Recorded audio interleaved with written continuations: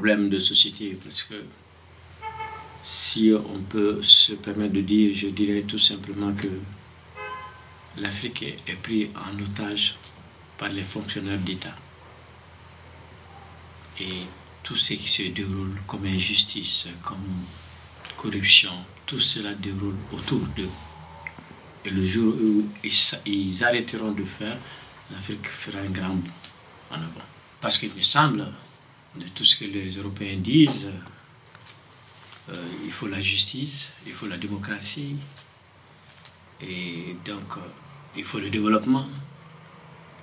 Et tout cela se résume parce que sans justice, il n'y aura jamais de développement. Donc le problème, il est très simple pour moi.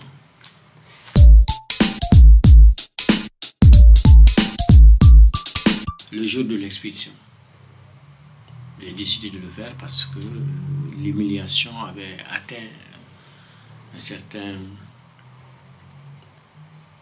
a franchi ainsi une certaine étape qui était appelée une étape de non-retour. Et donc je me suis dit, le nombre de familles, de braves gens et de braves femmes qui meurent sous le coup de l'humiliation était assez élevé dans les vieux quartiers de Bamako et qu'il fallait en parler. Donc cette expédition effectivement a déclenché ce problème chez moi pour en faire un film.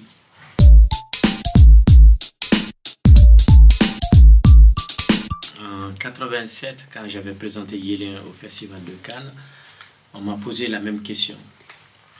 J'ai dit qu'il y aurait des changements en Afrique, mais que ce changement, s'il n'y a pas le développement culturel qui l'accompagne, c'est un changement qui n'ira pas loin. Et je suis convaincu de cela parce que nous avons vu que le cinéma, il peut très bien contribuer à travers les chaînes de télévision, à travers le développement même des théâtres, de machin, peut aider nos pays vraiment à se développer. Mais il y a une machine lourde. Des fois, on se pose la question, comment se fait-il que cette machine lourde empêche totalement le développement de ce cinéma? Nous avons une partie, par exemple, de l'Afrique de l'Ouest, comme le Nigeria, qui parle de vidéos, qui fait des longs métrages en une journée, donc qui arrive à rentabiliser parce que la population fait 100, 120, 130 millions, et que dans les pays comme le Mali, où nous ne dépassons pas 10 ou 15 millions, et c'est très difficile de rentabiliser. Donc, nous sommes obligés de trouver les moyens autrement pour pouvoir faire un film. Et la culture est très importante dans ce développement. Et je pense que l'Europe elle-même, elle a conscience de cela, puisqu'elle se bat toujours pour défendre sa culture.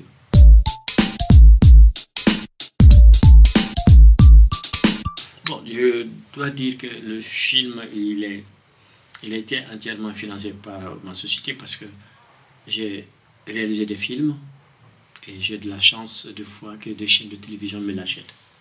Parce qu'à chaque fois que je présente un scénario, dans quelle que soit comme commission en Europe, on ne l'accepte pas. Donc j'ai compris que peut-être mes écrits ne sont pas encore classiques comme les scénarios ou les produits européens, et c'est normal. Vous avez vu comment je m'exprime, j'aime cette liberté, et si je suis cantonné dans un critère bien déterminé, je perds toute mon identité. C'est la raison pour laquelle je me sacrifie en faisant ces films et à arriver au moins à me libérer de ce que j'ai en moi.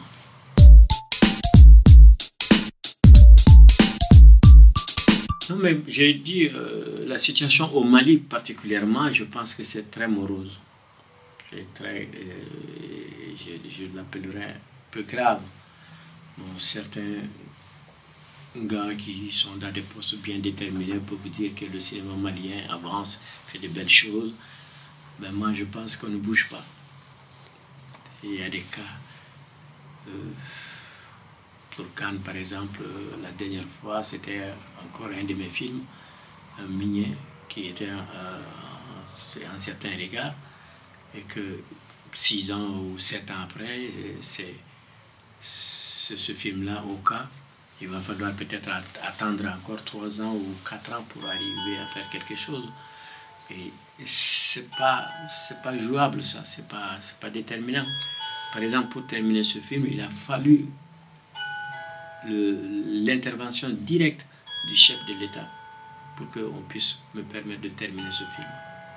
Vous voyez? Alors donc, on ne peut pas tout ramener à un chef d'État.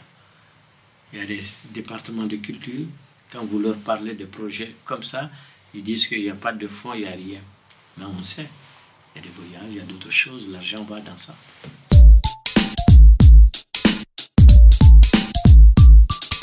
Je pense que peut-être les gens n'ont pas bien suivi. J'ai vu ces enfants qui parlent de leur instituteur, qui parlent de leur éducation, de leur école. Pour moi, c'est le plus fort message.